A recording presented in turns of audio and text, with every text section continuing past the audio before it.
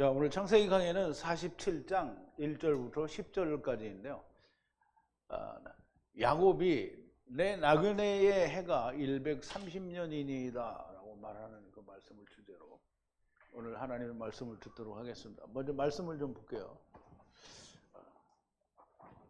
제가 한 절 읽고 여러분도 한 절 읽고 교독하겠습니다.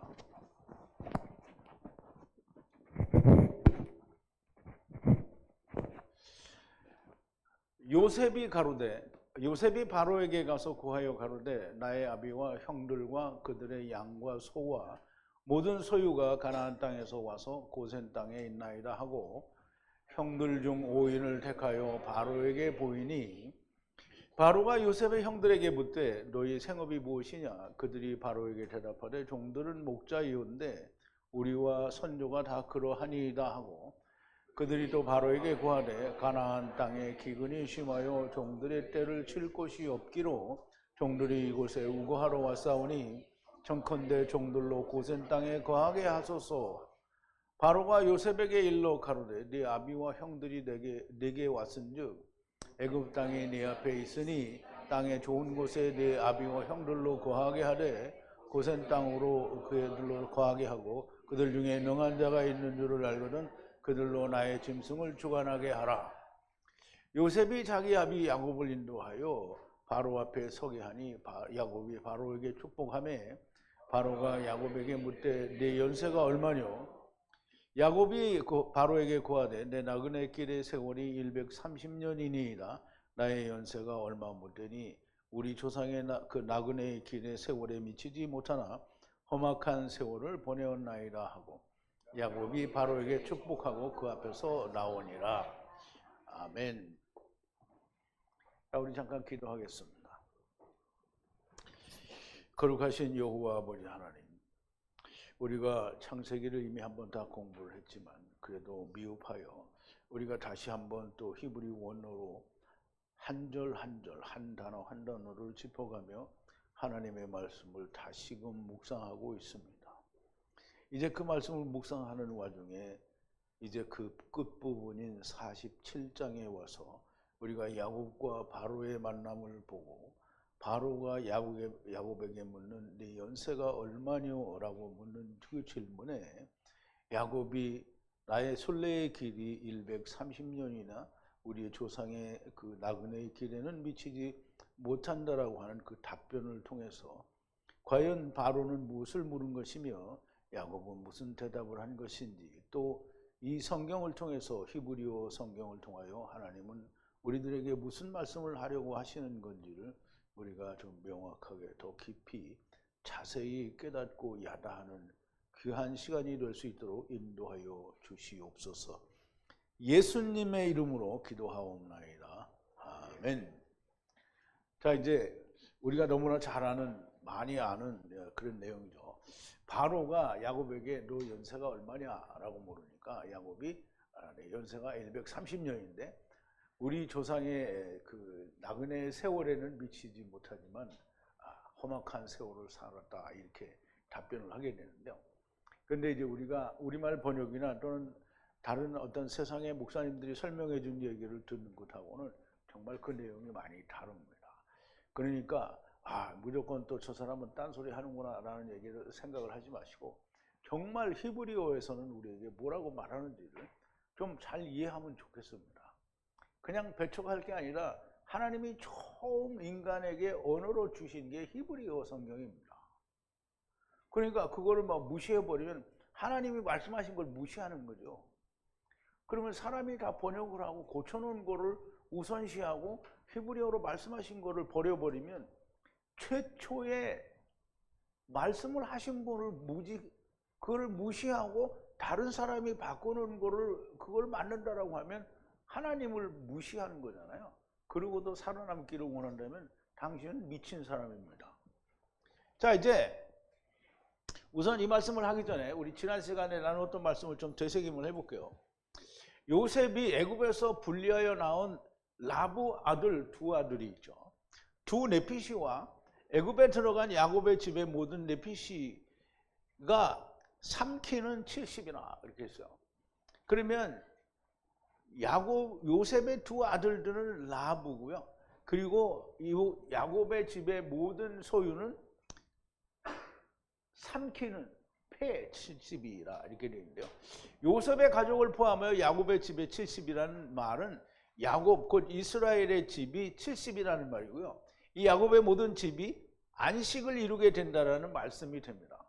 그러므로 75나 또는 80이나 80이라는 말은 없지만 이렇게 숫자를 바꾸어 버리면 하나님의 뜻이 바뀌는 거예요. 75라고 하면 70에 안식을 맞춰주는 것에다가 다시 또 5를 주는 거잖아요. 그럼 그건 뭐예요? 5는 어떻게 해야 되는 거예요? 그러니까 뜻이 바뀌는 거예요. 숫자만 단순히 바뀌어서 야 70명이 75명이 됐다는 뜻이 아니에요.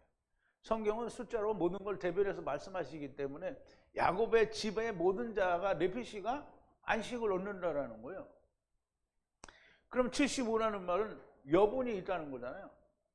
하느님이 데려가시는 게 여분이 없어요. 다 남기지 않고 다 데려가는 거예요. 자, 야곱 곧 이스라엘의 집이 70이고요. 야곱의 모든 집이 안식을 이루게 된다는 말씀이고요. 유다를 요셉에게 보내어 고센을 알려주게 하고 가리키게 하여 고센으로 들어가니 요셉이 병거를 준비하여 타고 고센에서 아버지 이스라엘을 만나서 자기를 보이고 그 다음에 목 위에 떨어지게 됩니다. 그러면 목 위에 떨어지고 목 위에 떨어진다는 서로 목이 어긋맞긴다는 얘기인데요. 그러면 야곱의 목 위에 짐을 모두 가지고 있는데 그것이 그대로 다 요셉에게 넘어간다는 뜻이에요. 그러면 아브라함이 자기의 모든 소유를 이삭에게 다 주었다라는 말과 같은 말인데요. 그러면 목 위에서 목 위에 떨어지면 울어요. 성경에서 우는 때는 형제가 만나면 울어요. 그럼 이제 에서와 야곱이 만나면 울고요. 또 요셉이 베냐민을 만나서 울잖아요. 나중에 형제들도 만나면 울어요. 그래서 이스라엘이 요셉을 향해, 즉 야곱이 요셉을 향해 죽음의 일격 후에 애투 얼굴을 보니 계속 살아있는 거다라는 얘기를 하는데요. 죽음의 일격이라는 말은 이미 죽은 거잖아요. 율법에 팔려와서 이미 죽어요. 그리고 다시 살아서 보니까 이제 말하자면 새 생명을 보는 거잖아요. 그렇게 보니 지금 계속 살아있다는 말은 다시 살고 있다는 뜻이에요. 다시 살았다라는 말이 하야라는 말이죠. 하야는 보이지 않는 것이 나타나는 하야가 아니고 다시 사는 하야를 말하는 거예요. 요셉이 형제들을 향해 아버지 집을 향해 말하기를 바로에게 올라가 알게 하겠으니 형들과 아버지의 집이 다 가나안 땅에서 분리하여 나를 향해 요셉을 향해 애굽을 향해 들어왔다라는 말을 할 거라고 얘기를 하는 거예요. 그럼 생명나무를 찾아서 율법으로 들어왔다라는 말이 되는 거예요. 자, 생명나무를 찾아 율법의 땅으로 들어왔다라는 뜻이 되는 거고요. 사람들이 양을 치고 미크네라고 그러네요. 미지근해서 그런가? 왜 미크네가? 미크네를 하야하는 사람이므로 양떼와 양떼, 소떼와 소떼를 몰고 소떼를 모두 분리하여 레헴 들어왔다라고 하리라 그랬어요. 그럼 이제 이 말에는 물론 형제들이나 아버지는 알아들을지 모르지만 형제들은 못 알아들을 수도 있어요. 그래서 양떼와 양떼, 소떼를 모두 분리하여 레헴 들어왔다라는 말인데요. 그러면 지금 요셉이 바로에게 가서 자기 아버지나 형들에 대해서 이야기하기를 양을 치고 미크네 가축을 치는 하야하는 사람들이라는 거죠. 양을 침으로 가축들을 하야한다라는 말인데 이 말은 나중에 또 비슷하게 나오니까 그때 더 설명을 하기로 하고요. 이 양떼와 양떼, 그러면 이제 처음과 나중에 양떼를 말하고 소떼를 모두니까 처음과 나중에 또 소떼들을 말하는 거예요. 분리하기 위해서 레헴으로 들어왔다라는 말이에요. 바로가 불로 하야하고 하야한 것으로 무슨 일을 하느냐라고 물어요. 그러면 이제 우리가 좀 잘 생각을 해야 되는데요. 여기에 바로는 그냥 이집트의 황제 아니고요. 여기에 바로는 율법인데요. 그 율법이 아버지가 누구냐 하면 누구예요? 율법의 아비가 누구예요? 지금 애굽의 주가 되고 바로의 애비가 됐다라고 얘기했잖아요. 그러면 율법의 애비가 누구예요? 요셉이라는 말이에요. 그럼 요셉과 함께 있는 바로는 뭐예요? 완전한 나무죠. 그러니까 여기서 나오는 바로는 다 요셉이 함께 있는 바로예요. 그러니까 무슨 말 한마디를 해도 틀린 말을 안 해요. 왜? 요셉이 아버지인 율법이니까. 그래서 지금 이 바로가 묻는 거는 요셉이 안에 있으면서 묻는 거예요. 불러 하야하고 하야하는 것으로 무슨 일을 하느냐 이렇게 물어본 거예요. 그러면 너네가 생업을 위하여 무슨 일을 하느냐 이렇게 물어본 게 아니에요. 하야하고 하야하는, 그러면 데려가고 데려가는 일을 위하여 무슨 일을 하느냐는 거예요. 그럼 무슨 마세를 하느냐라는 말이 되는 거잖아요. 그렇게 말하거든 이 바로가 그렇게 말을 할 거라는 거죠. 하거든 종들은 젊을 때부터 지금까지 우리도 아버지도 조상들도 가축으로 하야하는 사람들이라 말씀하시라. 양을 치는 것은 애굽 사람들에게는 가증한 것이니 고센 땅에 거하기 위함이라 하셨어요. 바로가 요셉과 함께 있는 율법이니 바로의 백성들은 율법을 지키는 백성들이 되고요. 이들은 양을 치고 가축을 치는 목자들을 가증히 여긴다는 거예요. 유대인들이 주님을 가증히 여겨 죽였고요. 또 예수 그리스도 곧 예수 안에 있는 사람들은 오히려 율법을 스스로 이루는 자들을 가증히 여기는 거죠. 나무에 매달려 죽어야 하는 매달리는 것을 가증히 여기고 매달리지 않는 것을 또 가증히 여겨요. 그러면 애굽과 지금 이 이스라엘의 관계는 유대인 말하자면 야곱의 가족들의 관계는 서로 우상이라고 생각하는 게 가증한 거라고 생각을 하는 거죠. 그런데 이제 예수 그리스도 안에서는 율법이 자기가 자기를 이루는 자가 가증한 거고 자기가 자기를 이루는 자는 누가 가증하냐면 예수님이 가증한 거예요. 서로 가증한 게 여기는 거예요. 왜냐하면 그게 간음에서 왔다라고 생각을 하는 거예요.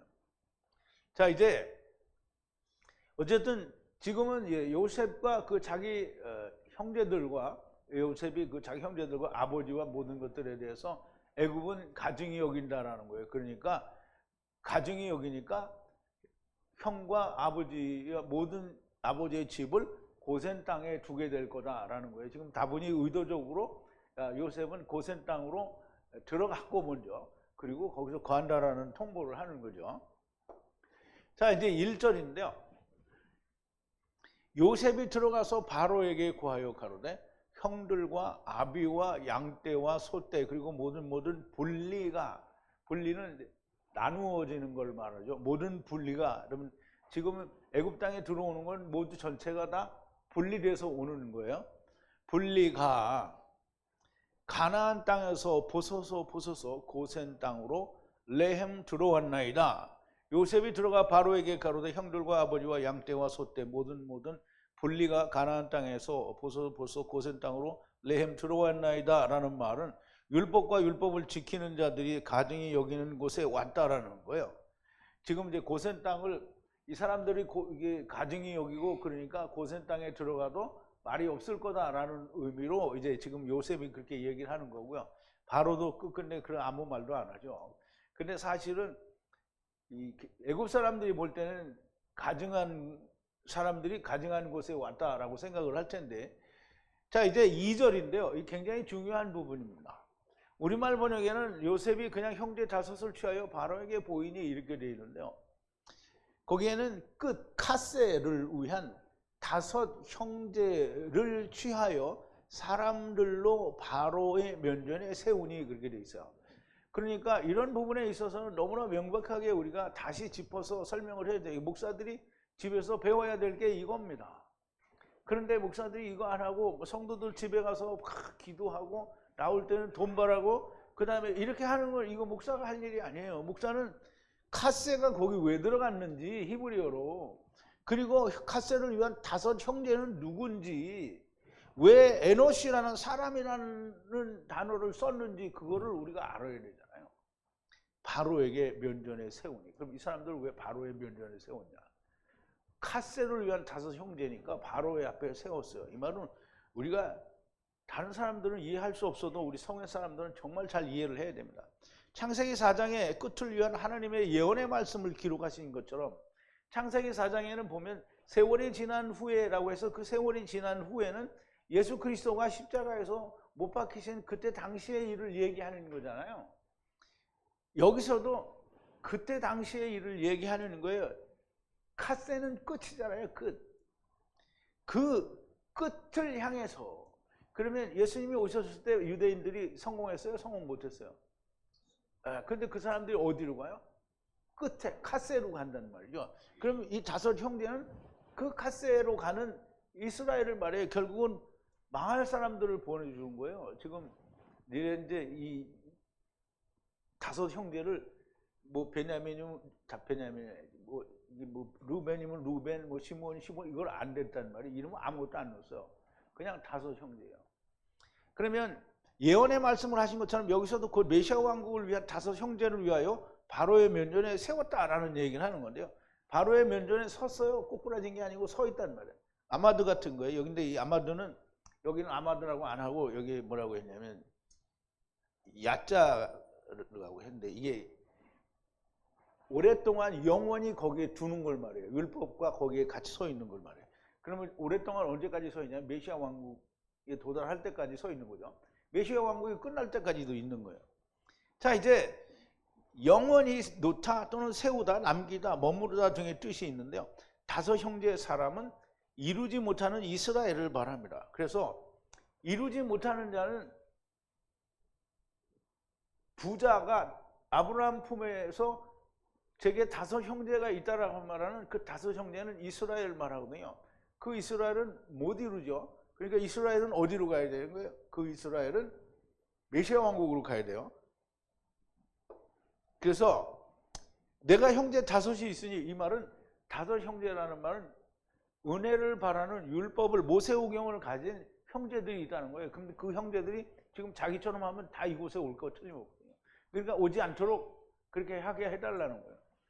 그런데 죽은 사람은 갈 수 없으니 그 사람들이 다 언제까지? 메시아 왕국이 올 때까지 그들은 망해먹는 거죠. 계속 그냥 남아있는 거예요. 율법으로 남아있는 거예요. 그리고 또 슬기로운 다섯 처녀, 이게 이제 미련한 다섯 처녀, 슬기로운 다섯 처녀와 미련한 다섯 처녀, 열 처녀에 대한 비유인데요.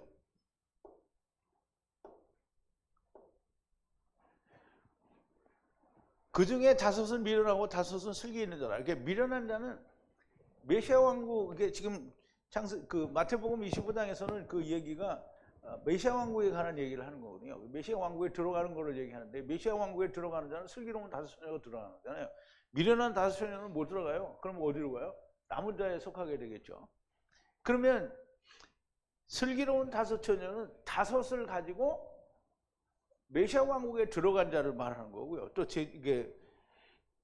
또 한 가지는 오병이어의 기적을 우리 요한복음 6장에서 배웠는데 제자들이 가로되 여기 우리에게 있는 것은 떡 5개와 물고기 2마리뿐이니이다. 이 떡 5개라는 말은 오병이어 곧 율법 모세오경을 말한다라는 걸 우리가 너무나 잘 알잖아요. 그러니까 다섯 형제나 다섯 처녀나 떡 5개를 말하는데 이 떡 5개는 전부 어디에 메시아 왕국을 필요로 한 떡 5개가 되는 거예요. 그럼 이제 이 떡 5개로 말미암아 광주리가 얼마큼 나왔다고요? 12광주리 나왔다고 했잖아요. 그럼 12광주리는 이스라엘을 얘기하는 거거든요. 그럼 이스라엘이 메시아 왕국에서 이 떡 5개로 다시 해볼 거라는 거를 얘기를 하는 거죠.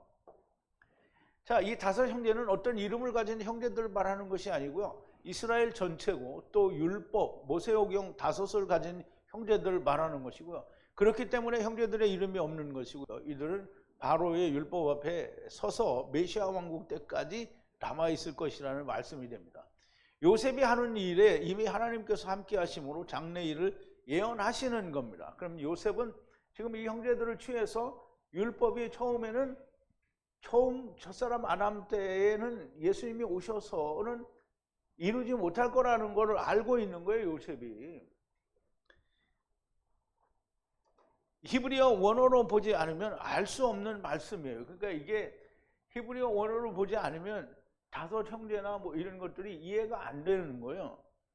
왜 요셉은 그냥 어떤 형제인지 모르는 다섯 형제를 바로 앞에 율법 앞에 세웠냐? 이 의미를 모를 수밖에 없어요. 그러면 이 다섯은 넷이라 그러면 작은 이스라엘을 말하는 거고 6이라고 하면 이방인을 말하는 거잖아요. 그런데 여기서 다섯이라는 말은 어떤 그 숫자를 명명해 주지 않았으니까 은혜를 기다리는 이스라엘을 말해요. 그게 유대인이 됐든 이방인이 됐든 은혜를 바라는 사람들이에요. 그 사람들이 먹어야 될 것은 다시 12광주리의 떡이거든요. 물고기하고. 그래서 이제 여기는 이름을 정하지 않은 다섯 형제를 이야기하는 거고요. 이들은 메시아 왕국 때까지 남아 있을 것이고 요셉이 하는 일은 이미 하나님께서 하심으로 장래 일을 예언하시는 거고요. 히브리 원어가 아니면 알 수 없는 말씀이고요. 이게 이렇게 이야기하니까 야, 그게 무슨 말도 안 되는 소리 나냐. 이게 보세요. 예수님이 진리를 말하니까 유대인들이 뭐라고 했어요? 야, 이게 무슨 말도 안 되는 소리를 하냐. 이렇게 이야기한 거거든요. 그러니까 오늘도 제 강의를 들으면서 야, 저 무슨 목자라고 자칭 목자라는 인간이 뭔 말도 안 되는 헛소리를 찌꺼니. 그건 이제 유대인들하고 똑같은 얘기를 하는 거예요. 진리를 얘기해 주는 거잖아요. 여러분들이 지금 이 말이 이해가 되면 여러분들은 복 받은 겁니다. 그러면 만약에 말도 안 되는 헛소리를 찌꺼린다라고 말을 하고 있으면 그러면 정작 본인이 다섯 형제가 되는 거예요. 자, 이제 3절인데요. 바로가 형들을 향해 가로되 무슨 일을 하느냐? 바로를 향해 말하기를 종들은 양치는 목자인데 우리 또한 조상 아버지 또한 그러하다라고 이제 말을 하라는 거죠. 바로가 형제들을 향해 가로되 무슨 마세를 하느냐라고 묻는, 바로가 묻는 거죠. 이제 바로가 아까는 요셉이 말할 때 뭐라 그랬어요? 바로가 무엇으로 하야하고 하야하느냐라고 물을 거다라고 얘기를 했잖아요. 근데 여기서는 지금 바로가 뭐라고 묻느냐면 형제들을 향해 무슨 마세를 하느냐. 그럼 이미 요셉은 바로가 말할 때의 그 의중을 얘기했잖아요. 무엇으로 하야하고 하야하느냐라고 했는데 그러니까 이 바로는 뭐라고 봤냐면 무슨 마세를 하느냐. 마세는 아세는 아싸로 뭐 이렇게 해가지고 이 만들다 또는 창조하다 뭐 이렇게 조성하다 뭐 이런 뜻이에요. 그러면 말씀으로 그걸 한다는 거예요. 마아세는. 그러면 너희가 어떤 말씀으로 이루는 일을 하느냐라고 묻는 거군요. 그러면 그게 하야하고 하야하느냐 이 말이랑 같은 말입니다. 바로를 향해 대답하기를 종들은 양치는 목자인데 우리 또한 조상 또한 그러하다라고 얘기했는데 자기들은 양치는 목자라는 거예요. 우리도 목자고 우리의 조상들도 또한 목자다라는 말을 하는 것이죠. 종들은 양치는 목자인데 우리도 또한 조상도 또한 그러하다라고 하는데 요셉이 함께인 율법은 아까도 말씀드렸죠. 바로의 애비가 되는 요셉이 있는 율법은 그게 이제 뭐든지 물어보면 올바른 거를 물어보고 말하게 돼 있는 거예요. 온전한 질문을 하는데 그런데 답변은 참 진부하다. 모세는 율법에서 모세란다. 바로는 율법에서 반드시 물어봐야 할 거를 물어보는 거예요. 왜냐하면 지금 주인인 아버지인 요셉이 거기 있거든요. 그러니까 헛소리를 못 하는 거예요. 그래서 얘기를 해야 되는데 답변은 진부한 거죠. 그냥 우리들은 다 목자인데 우리 조상도 우리도 목자라는 거예요. 결국 목자라는 얘기만 하고 목자로 무슨 일을 하는지를 설명을 못 한 거예요. 자, 4절인데요. 바로를 향해 말하되 가나안 땅에 기근이 심함으로 종들과 분리하는 양떼의 목장이 없으므로 우거하러 땅에 들어왔나이다. 이제 지금 부디 종들을 고센 땅에 거하게 하소서 그랬어요.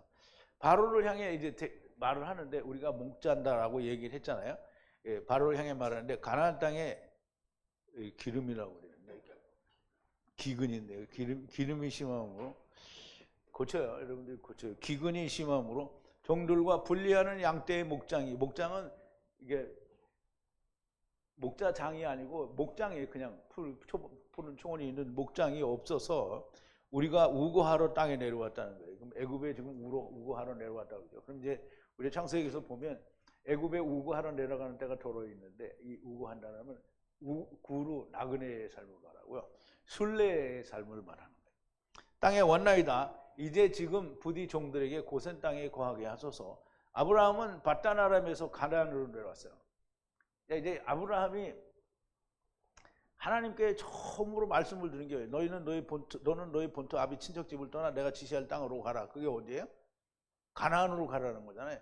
가나안으로 어디서 갔어요? 바단-아람에서 갔거든요. 그래서 바단-아람은 케뎀이고요. 거기서 떠나서 가나안 땅으로 가는 거예요. 그럼 가나안으로 왔는데요. 가나안은 바단-아람에서는 세상이에요. 그럼 이제 바단-아람이 어딘지는 생각 안 해도 돼요. 바단-아람에서 떠나는 거 가나안에 왔으니 가나안은 뭐예요? 세상이에요. 세상. 그러면 다시 가나안에서 애굽으로 내려가는데요. 가나안에서 애굽으로 내려가니까 가나안은 세상이 아니에요. 애굽으로 내려가 애굽이 세상이 되잖아요. 그럼 가나안에서 세상으로 내려가죠.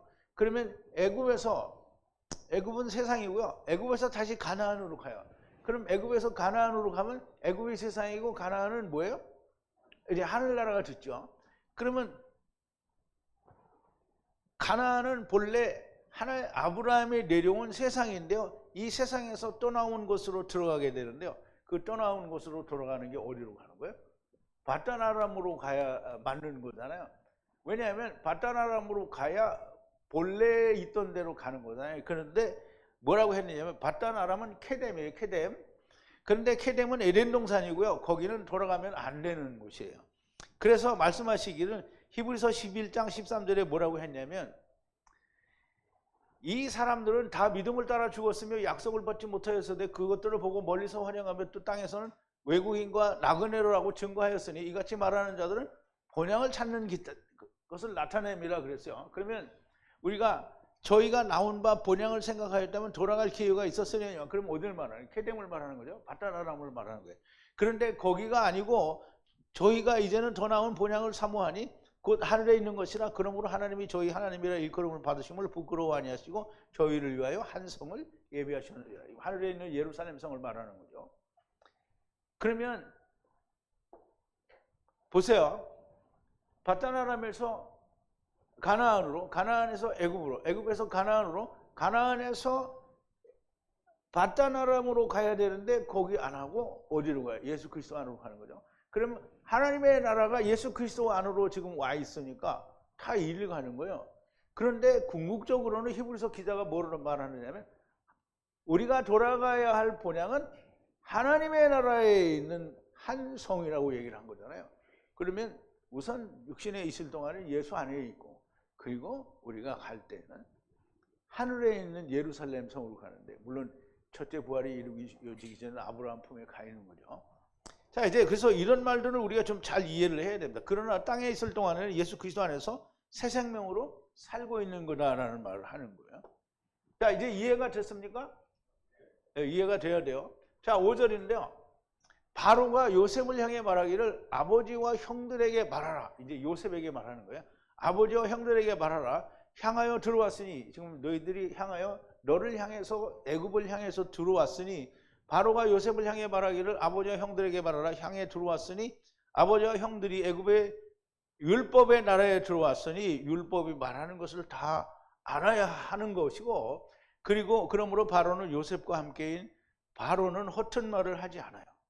이제 아버지와 형들이 무엇을 어떻게 해야 할 것인지에 대해서 말을 하는데요.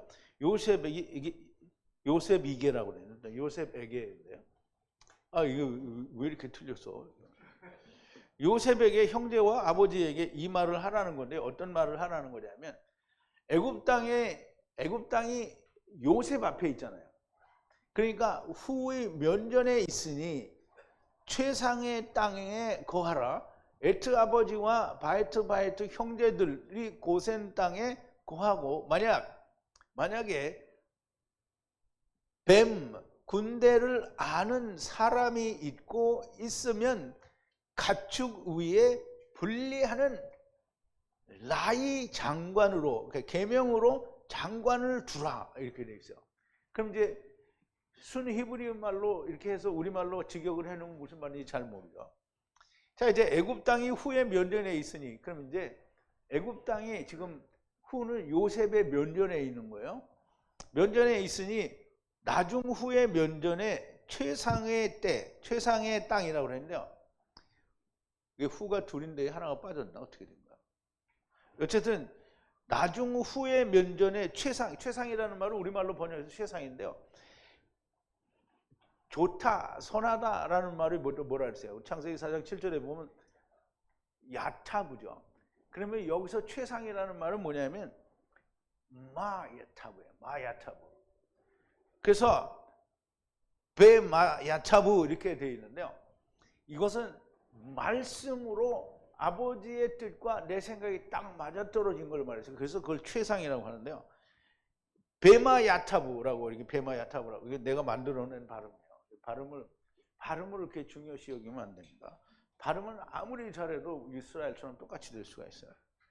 야타부의 땅, 말씀으로 야타부하는 땅에 거하라. 에트 아버지와 바이트 형제들이 고센이라는 말은 먼저 설명을 드렸죠. 율법을 성령으로 이루어서 어떻게 예수 그리스도 안에 들어가는 거예요.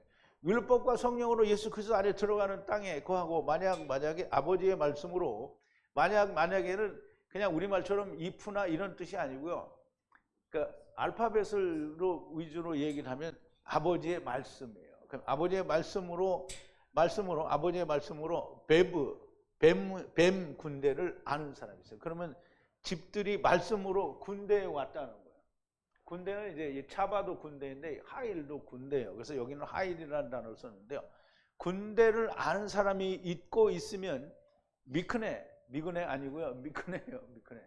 미크네는 말씀으로 산 가축들을 말해요. 미크네 위에 분리하는 계명으로 장관을 두라. 장관은 방백을 말해요. 그러면 아브라함도 우리가 방백이라고 얘기하고요. 여기 지파마다 두목을 방백이라고 하는 거예요. 물론 이제 쉐베르라고 하기도 하는데 이 방백은 그런 의미에서 이제 왕이라는 뜻도 있고 그래요. 그래서 방백으로 세우라. 그럼 짐승들을 그냥 짐승들의 방백으로 세우는 목동으로 세우는 거지 그게 무슨 방백으로 세우는 거예요? 그러니까 여기서 방백이라는 말은 이 가축들을 사람으로 이해를 하고 말을 하는 거예요. 누가 그렇게 하는 거예요? 바로가 그렇게 해요. 근데 바로가 그렇게 하는데 주의 종이 된 사람들이 모른다 그러면 정말 웃기는 거죠. 그러니까 바르게 알아야 돼요. 방백으로 세우라는 말씀인데 무슨 짐승들에게 장관을 세우겠는가? 하나님의 나라를 떠난 군대인 것을 아는 사람들에게 말씀을 이루는 물고기의 은혜를 원하는 자들의 방백으로 세우라는 말씀인 거예요. 요셉과 함께인 바로는 다시 한번 얘기하는 거예요. 요셉과 함께인 바로는 뭐예요? 온전한 말을 하는 거예요. 자, 7절인데요. 요셉이 에트 아버지 야곱과 들어가 바로의 면전에 섬에 야곱이 에트 바로에게 축복하니 그랬어요. 그러면 이제 뭐 여기는 그렇게 어려운 말이 아닌데 요셉이 에트 아버지 야곱과 들어가서 지금 이제 요셉과 야곱만 들어간 거예요. 들어가서 바로의 면전에 섬에 야곱이 에트 바로를 축복해요. 그러면 이제 바로를 축복하는데 율법을 축복하는 거잖아요. 그럼 율법은 축복을 받아도 돼요. 왜냐하면 율법은 영혼을 소성케 하는 거고 완전한 하나님의 말씀이 들어있는 거잖아요. 그러니까 바로가 축복을 해요. 근데 나올 때도 또 축복을 하는데요. 요셉과 함께인 바로 율법은 축복을 받을 수 있어요. 그러므로 야곱이 바로를 축복하는 것이고요. 성경은 하느님은 오늘날 예수 믿는다는 사람들이 하는 것처럼 아무나 축복하고 안수하고 이렇게 안 해요. 오늘날은 세상에서 예수 믿는다는 사람들은 보세요. 그런 교회마다 가면 전부 막 안수하고 그냥 안수하고 또 뭐예요? 축복하고 막 그냥. 그러니까 이 축복은 목사들만 하는 게 아니고요. 이렇게 나가는 교인들이 아무것도 아닌데 아무개님을 주님의 사랑으로 축복합니다. 지가 무슨 주님의 사랑이 있어야 축복을 하지.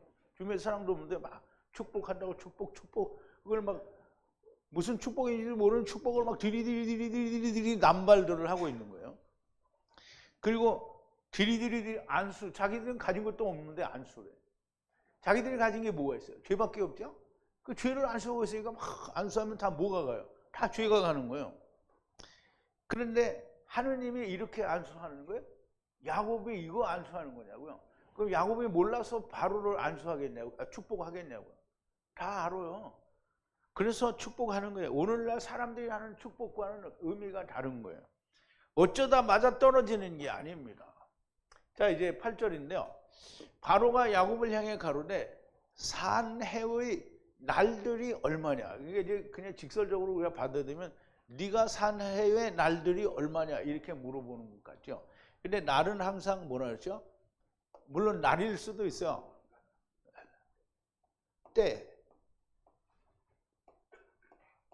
때를 말하죠. 때를 말해요. 물론 때가 아닐 때도 있어요. 항상 때를 말하는 건 아니에요. 그래서 이거를 좀 좋게 이해를 하면 2416은 하이잖아요.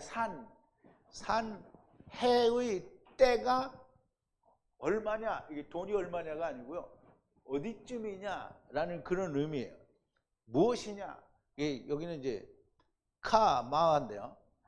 본래 이 무슨 뜻이냐, 얼마냐, 어찌하여 뭐 이런 말을 이 단어를 쓰는데 지금 바로는 요셉이 자기 아버지인 바로니까 뭐라 그랬어요?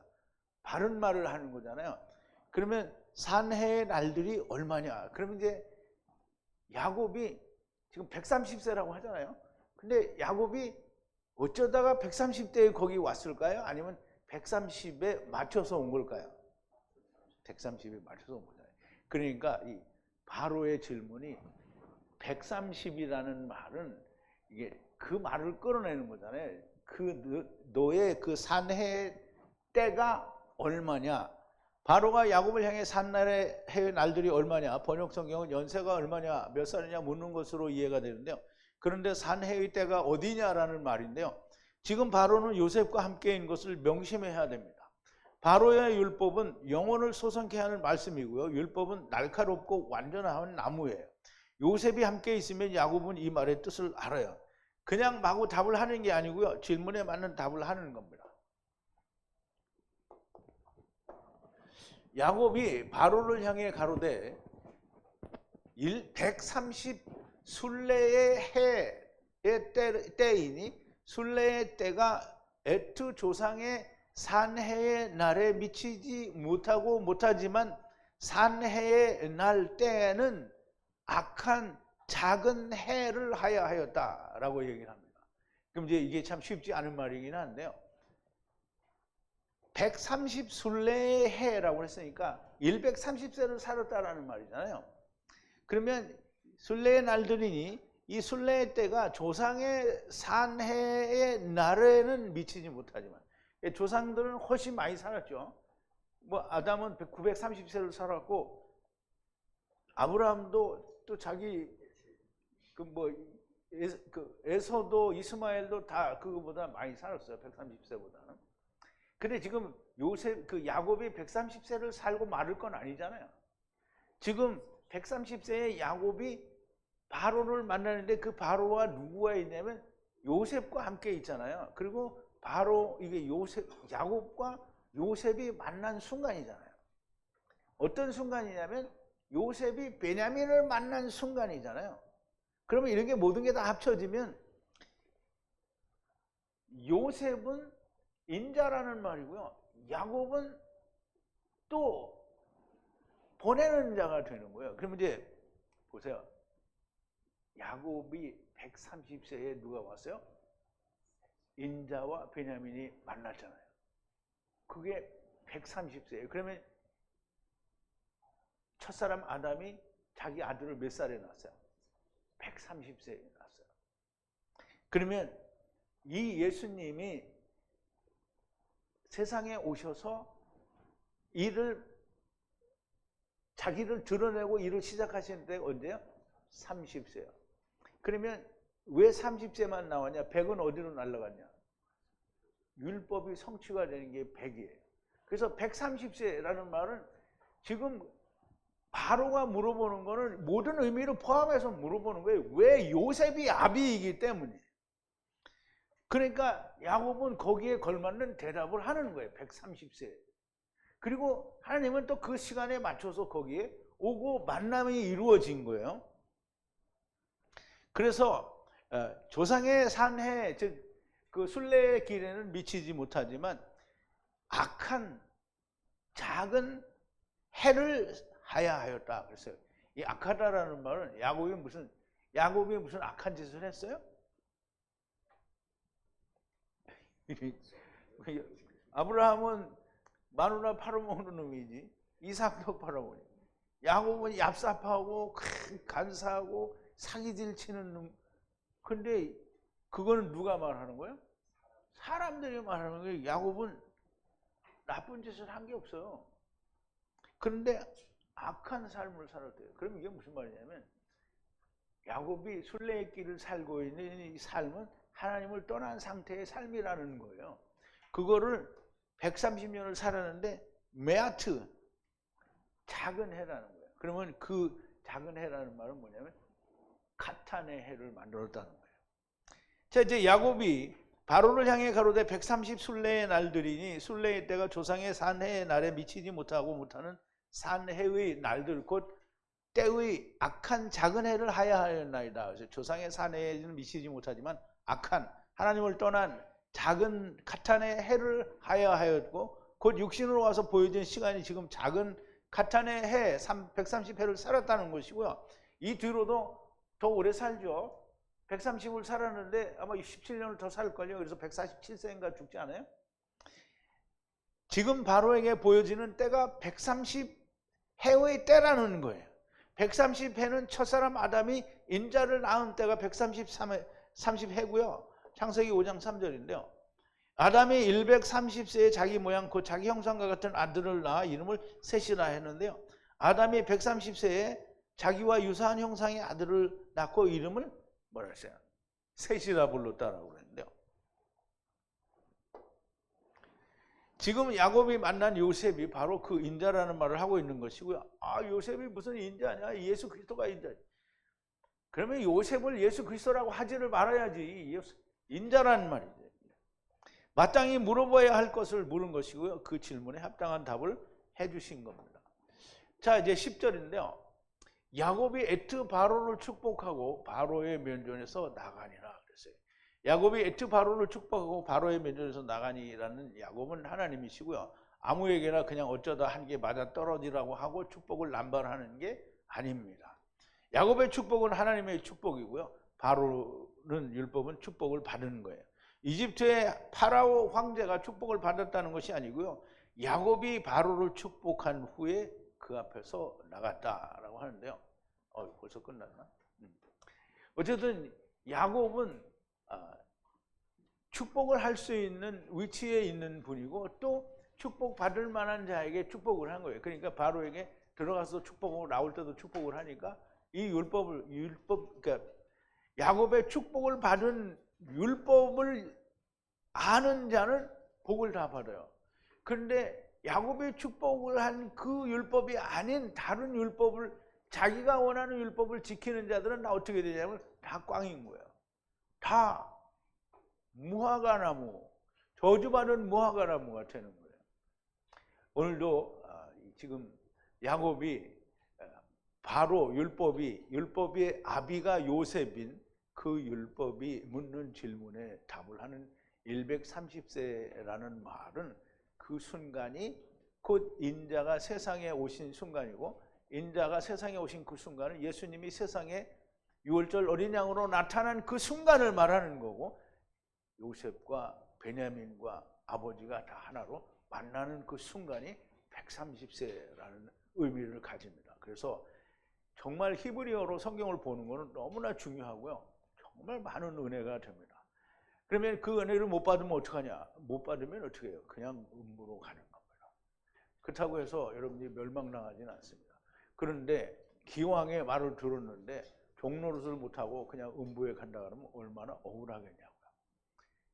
기왕에 들었으면 분명히 주님은 불렀어요. 불러서 듣는 거잖아요. 듣는데 소경처럼 눈을 떠서 주님을 따라가는 사람도 못 되고 집구석에 벌러덩 다 빠져서 그냥 뭐 그러고 있는지 안 그러고 있는지 모르지만 발가락 쑤시면서 하나님 말씀 듣고 있으면 정말 안 되는 겁니다.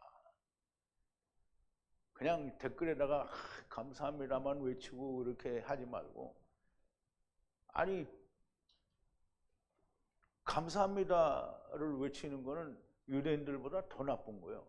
알아들었는데 집구석에 처박혀 있으니까 더 나쁜 거잖아요. 유대인들은 모르니까 할 수 없는 거잖아요. 근데 알아들었는데 집구석에 처박혀 있으면 정말 나쁜 거죠. 그럼 그걸 뭐라 했어요, 주님이? 알고도 행치 않는 자는 어떻게 더욱더 쳐맞으리라 그러잖아요. 정말 더욱더 쳐맞기를 바랍니다. 그럼 무슨 저주를 그렇게 퍼부냐? 저주는 암만 많이 퍼부어도 다 하나님께 가는 거니까 상관이 없습니다. 어쨌든 여러분들은 귀가 열리고 마음이 열려서 하나님의 말씀을 들리는 자들이 되시고요. 율법은 그 유튜브를 통해서 보시는 분들도 저한테 맨날 저주받는 소리나 듣지 마시고 정말 하나님의 말씀이 들리면 꼼짝 말고 있지 말고 좀 움직이시기를 바랍니다. 우리 기도하시겠습니다. 거룩하신 여호와 아버지 하나님, 감사와 찬송과 영광을 돌립니다. 오늘도 야곱과 또 요셉이 만나고 요셉과 더불어 야곱이 바로를 만날 때에 일어난 일들을 통해서 야곱이 바로를 축복하고 또 바로는 야곱에게 내 연세가 얼마냐, 네가 산 해의 때가 어디쯤이냐라고 묻는 그 질문을 야곱이 또 적절하게 또 모든 것을 밝혀서 알려주시는 그 말씀의 내용을 우리가 또 깊이 생각해 보았습니다.